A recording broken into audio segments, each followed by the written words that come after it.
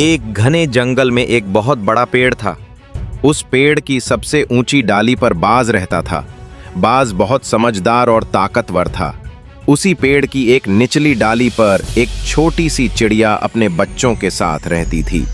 पास ही एक गुफा में लोमड़ी का घर था, जो बहुत चालाक और धूर्त थी।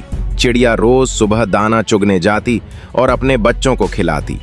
बाज ऊपर से सब कुछ देखता और अगर कोई खतरा आता तो वो चिड़िया को तुरंत सावधान कर देता। धीरे धीरे बाज और चिड़िया के बीच गहरी दोस्ती हो गई।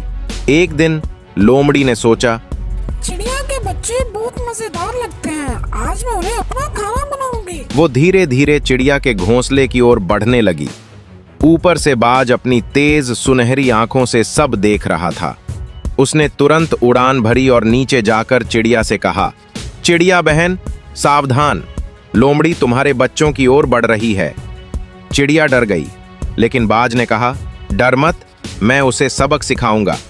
जैसे ही लोमड़ी पेड़ के पास पहुंची, बाज ने तेजी से झपट्टा मारा और अपनी नुकीली चोंच और मजबूत पंजों से उसे चोट मारी। लोमड़ी चिल्लाई, अरे ये क्या हो रहा है, और डर कर भाग खड़ी हुई। चिड़िया ने चैन की सांस ली। उसने कहा, अगर तुम न होते तो आज मेरे बच्चों को खतरा हो सकता था। तुम सच्चे दोस्त हो।